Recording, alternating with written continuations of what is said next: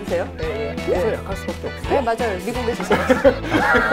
저희 아들이 지금 벌써부터 감옥을 아니 이직 생각하고 계신 거 아니에요? 아니. 개미 투자자들 이런 분위기. 저는 경기피를 사랑하고. 아 사모님이 네. 하신 걸로. 그렇게 하죠. 정리할까요? 네, 그렇게 네. 정리하죠.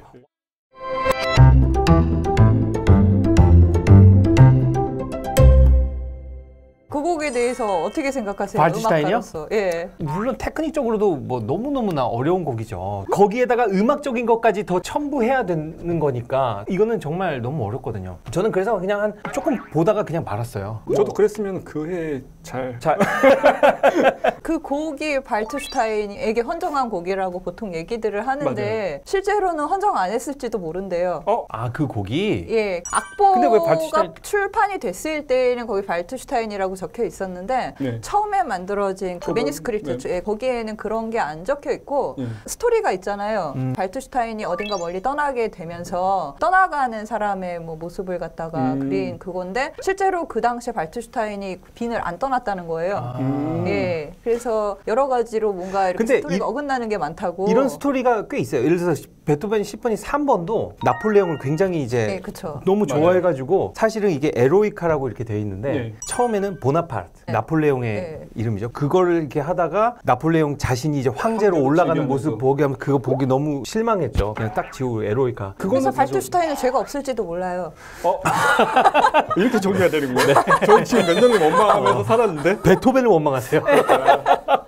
베토벤은 제가 어쨌든 작곡한 건 베토벤이잖아요. 사실 베토벤 하면은 이제 후원 귀족을 빼놓을 수가 없는데 저는 사실 이제 베토벤 하면은 초기 프리랜서 작곡가로 많이 알려졌잖아요. 근데 제가 그때 저번에 작가님한테 말씀드렸을 때 아니라고 귀족들을 가장 잘 울거먹은 작곡가가 베토벤이라고.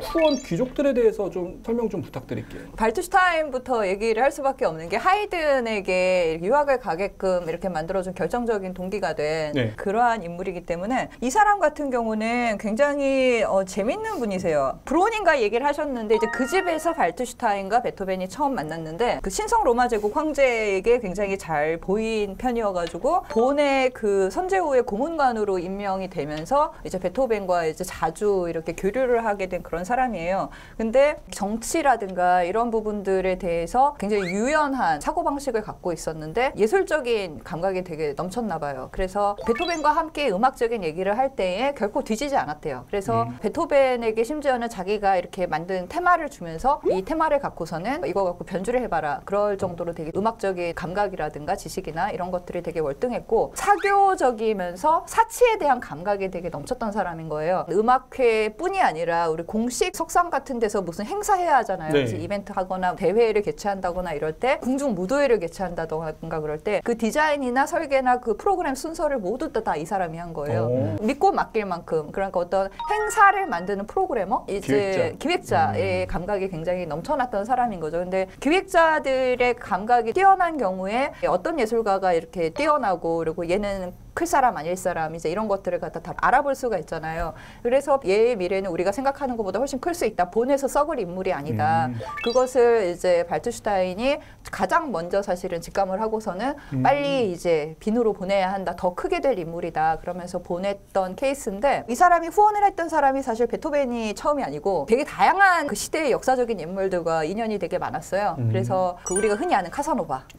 예, 카사노바 같은 경우 이제 그 도덕적으로 문제가 생겨가지고 도망 다녔잖아요. 그런 사람을 도와주면 오히려 정치적으로 위험했을 텐데 오히려 이렇게 도와줘가지고 이렇게 은신처도 만들어주고 마련만 해주고서 다가 아니라 너는 문학적인 감각이 매우 뛰어나니까 여기서 빨리 책을 완성을 하렴. 그러면서 이제 거기서 카사노바가 자신의 책을 갖다가 마무리를 할 수가 있었던 거죠. 이런 식으로 지금 우리가 이렇게 오늘날에 와가지고 향유할 수 있는 여러 가지 예술 작품들 있잖아요. 문학, 음악, 심지어 베토벤의 음악까지 이런 것들이 다 발트슈타인이 아니었으면은 사실은 가지지 못했을 그런 문화유산이 되었을 거란 생각이 드는데 근데 말로가 별로 좋지 않았어요. 저는 그래서 이걸 볼 때마다 조금 마음이 그런데 그 조선시대 박연이라는 사람 아시죠? 영화에서 나왔던 그 아닌가? 궁중에서 궁중음악을 담당했던 이건 또 딴 얘기구나. 네. 조선시대 후기에 이제 궁중음악을 담당했던 사람이 있어요. 이제 본인이 음악가예요. 그래서 약할 수밖에 없어요. 네, 맞아요. 미국에서 살았어요. 초중등 교육 다 미국에서 넘어가시죠. 박연이 남긴 유명한 말 중에 그 말이 있어요. 집안에 가물을 즐기는 사람이 있으면 3대가 망하니까 절대 그런 사람을 놔두지 말라고. 저희 아들이 지금 벌써부터 가물을 아기상으로 어마어마한 가물을 즐기고 있는데. 네, 발투슈타인도 이제 그런 사람 중에 한 명이었던 거죠. 그래서 너무 이렇게 사치와 음악, 뭐 예술 이런 걸 좋아하면서 거기에 아낌없이 자신이 물려받은 돈들을 다 투자를 하다가 쫄딱 망한 거예요. 집안이 쫄딱 망했는데 그것을 어떤 식으로 극복을 했는가 하면은 부자인 미망인과 재혼을 했어요. 그렇게 해서 이제 미망인의 돈을 다시 모아가지고 이제 그 돈을 갖고서 또 다 예술이랑 이런 사치 향락에 투자가 아니라 그냥 갖다 다 진짜 쏟아붓고 나서 이제 와이프랑 같이 망했어요. 그래서 제일 마지막에는 진짜 쓸쓸하게 빈의 그 단칸방에서 정말 불쌍하게 죽은. 지금 근데 여기 다 이렇게 가물을 좋아하는 사람들이 다 있어가지고 무대에서만 좋아하시면 될 거 아니에요? 네, 저는 무대에서만 좋아하겠습니다. 뭐 번쩍번쩍거리는데 가지 마시고. 이렇게 말씀하신 대로 베토벤이 많은 귀족들의 이렇게 후원을 받았잖아요. 근데 사실 지금 한국 클래식 음악계에서는 이제 개인의 후원보다는 기업들의 후원을 많이 받잖아요. 네, 그렇죠. 유럽은 좀 개인이 직접 예술가들한테 후원하는 경우도 좀 있다고 들었는데 유럽도 마찬가지예요. 이게 정말 신기한 게 극장에 가시면은 점잖게 이렇게 옷을 입으신 그런 할머니 할아버지들이 느긋느긋이 그 광경을 너무너무나 잘 봐요. 우리나라 그 콘서트홀 그렇게 가보시면은 이렇게 젊은 이제 제자들도 많고 뭐 그렇잖아요. 근데 해외 사람들이 보면은 왜 다 머리가 까맣냐고 그렇죠, 나이 든 사람이 없는데 되게 놀래요. 굉장히 할아버지 할머니들이 오고 근데 저 너무나 놀랐었던 게 티켓을 팔잖아요. 거기 뒤에 이제 보면 스폰 해주는 그것도 싫기도 해요. 물론 회사의 그런 것도 뭐 많이 있고 근데 개인 회원들이 굉장히 많아요. 그 서브스크립션이라고. 네, 그 서브스크립션을 되게 많이 해요. 개인 후원이 그럼 그거 한국보다 많이 활발하네요. 활발하죠. 개미 투자자들 이런 분위기. 그렇죠. 근데 아쉽게도 이제 한국 온 지도 벌써 5년이 넘었는데 5년밖에 안 되셨어요? 네, 5년밖에 안 됐어요. 그런데 한국말이 되게 잘하세요. 감사합니다. 한국말 잘하는 외국인. 뉴스에 무슨 내용을 봤었냐면 독일의 극장들이 지금 문을 닫고 있다. 후원은 활발하다면서요? 후원이 활발하지만 그러니까 후원이 활발한데 그 후원들이 점점 줄어드는 거. 줄어드는 것 같더라고요. 그 뉴스를 보면은 큰 극장들은 뭐 너무 잘 되죠. 제가 오페라 극장을 2군데서 이제 일을 했었어요. 호프 그 도시 같은 경우는 할머니 할아버지들밖에 없어요. 호프에. 그리고 프로그램 그걸 보면은 뮤지컬, 오페레타 이런 장르의 곡들을 더 오페라보다 더 많이 하고 오페라를 해도 아주 유명한 라보엠, 마술피리, 트라비아타 이런 식이었었거든요. 그다음에 이런 스폰서들이 있으면은 흥행에는 조금 약간 신경 안 쓰고 그러니까 지휘자가 하고 싶은 그런 레퍼토리를 다 하고 막 정통적인 그럴 것 같은데 독일에서도 조금 뭔가 이렇게 좀 흥행적인 그런 어떤 근데 베토벤 시절에도 그랬대요. 그렇죠. 그래서 베토벤은 굉장히 운이 좋았던 케이스죠. 아까 얘기했던 거는 귀족을 잘 공략을 했다는 이유가 신흥 귀족들, 전통적인 귀족이 좋아하는 그런 음악이라든가 취미를 따라 하려고 했는데 너무 어려웠던 거죠. 그래가지고 대중음악회, 공공음악회 그 당시에 했던 걸 보면은 다 대중적인 레퍼토리들이 많았고 베토벤의 음악을 그렇게 어려워했대요. 그래서 사실은 1800년대로 들어가기 전에 베토벤의 음악의 연주 횟수는 그렇게 많지 않아요. 대부분 그러고 했더라도 극장이라든가 공공음악회가 아니라 지금 아까 얘기하셨던 그런 살롱 음악회. 그 귀족들끼리 한 10명에서 50명 이렇게 모인 자리에서만 계속 공연을 했던 이제 베토벤은 이제 그들이 뭘 좋아하는지 생각 안 하고 자기가 원하는 대로 다 그러면 이제 귀족들은 나는 저 음악이 좋아라는 추임새만 넣어주면은 그냥 자신들만의 고유의 어떤 문화 자본이 만들어지는 그런 시스템이었어요. 전 좀 안타까운 게 이 발투슈타인 같은 경우에도 어떻게 보면은 베토벤을 후원하면서 이름이 많이 역사에 남게 된 거잖아요. 지금 사실 이제 국내 클래식 음악계 같은 경우에는 이제 개인의 후원이 별로 없다 보니까 후원할 수 있는 그런 계기나 국가가 후원을 해주는 게 좋죠. 지금. 왜냐하면 베토벤도 그런 식으로 그 봉건 귀족들로부터 후원을 얻었지만은 그들이 나중에 다 쫄딱 망했거든요. 그러고 나서 이제 갈아탄 거예요. 베토벤은 자신들의 청중을 그쪽에서 신흥 귀족과 부르주아 쪽으로 갈아탄 거예요. 그러면서 시민 계급 정신의 어떤 상징이 된 게 그 이후거든요. 사실은 그 전통 귀족들이 다 망한 다음에 사실 그런 어떤 일부 계층들에게 사유화되는 음악보다는 모든 국민과 모든 대중들이 다 같이 즐길 수 있도록 국가가 지원을 해주는 게 저는 맞는 것 같아요. 지금 들어보니까 노승일 선생님을 국회로 보내셨대. 오케스트라 하나 만들어 주십시오. 경기필. 어쩌려고 경기필. 아니 이직 생각하고 계신 거 아니야? 아니. 이거 마시고 전에 때한테 전화해야 될 것 같은데. 오해하지 마시고. 아니 저는 그냥 순수한 마음에서 오케스트라 하나 만들면 개관님이 또 다른 지휘자가 이렇게. 저는 경기필을 사랑하고 경기필에 남겠습니다. 저는 여기에 뿌리를.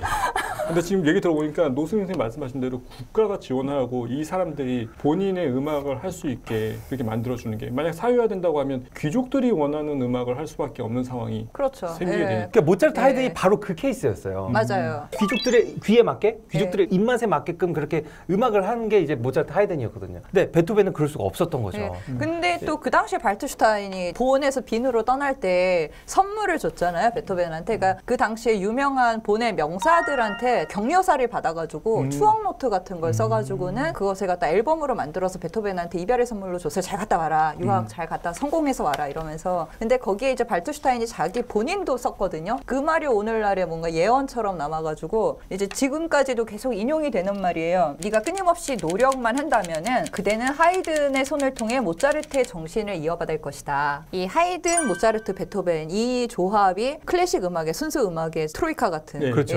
이거를 First Viennese School이라고 하거든요. 이 세 작곡가들이 말하자면 고전 시대에 그거를 완전히 장악을 그렇죠. 한 거죠. 이게 아니면 이건 음악이 아니다. 거의 그렇죠. 그 수준으로.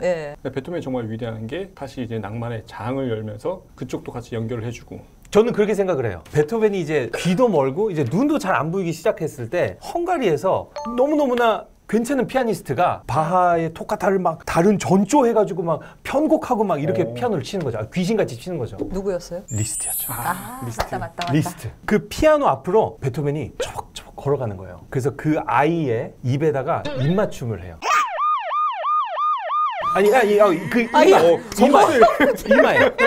이마에. 이 행동이 뭐냐면 고전 시대의 그런 것들을 네가 이끌어가라. 새로운 장이 열리는. 네, 새로운 장이 열리는. 그래서 리스트가 실제로 낭만 시대를 이끌어갔고 노승일 선생님 글 쓰시는 게 맞아요. 이미지가 된다고 했잖아요. 고전 시대가 낭만 시대로 간다는 그 이미지, 그 이마에 입맞춤. 거기다가 심지어는 리스트는 굉장히 미소년으로 유명했던 사람이기 때문에 지금 그 발언은 되게 심각했어요. 제가 또 한 가지 재밌는 베토벤의 키가 얼마나 큰지 아세요? 정확하게? 별로 안 컸다고 들었거든요. 163. 근데 더욱 놀라운 거는 베토벤의 키하고서 구글을 그 시켜보면은 작곡가들의 키가 나와 있어요. 바하의 키예요. 153. 180.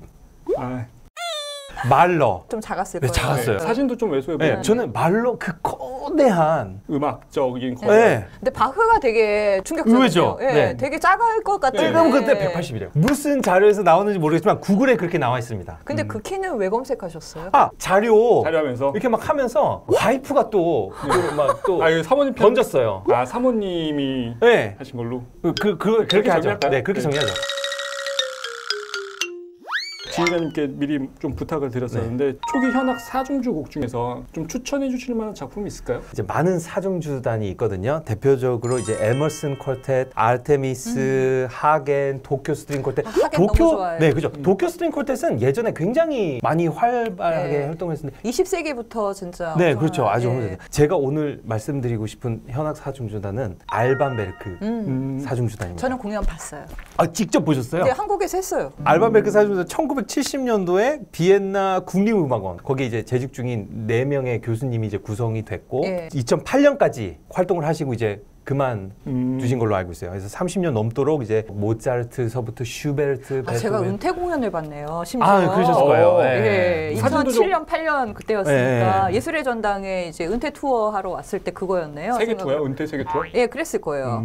오, 역사적인. 거기서부터 뿐만이 아니라 브람스 이어서 스트라빈스키, 베리오, 슈니케, 볼프강 림 이런 초현대 곡까지 섭렵. 이번에는 감사합니다. 할 건 했네요. 스트링 콜텟 18의 4번. 발음 좀 약하게. 스트링 콜텟 18 4. 덤덤덤덤덤덜라라디. 역시 임연주의 달인. 다라라. 이거 이대로 뒤로게 음악 하면서 이제 넘어가시면 될 것 같습니다. 가시면 될 것 같아요. 네, 저희는 이렇게 하고요. 다음 주에 저희 또 재밌는 얘기로 다시 한번 찾아뵙도록 하겠습니다. 감사합니다. 감사합니다. 역시 인간주의.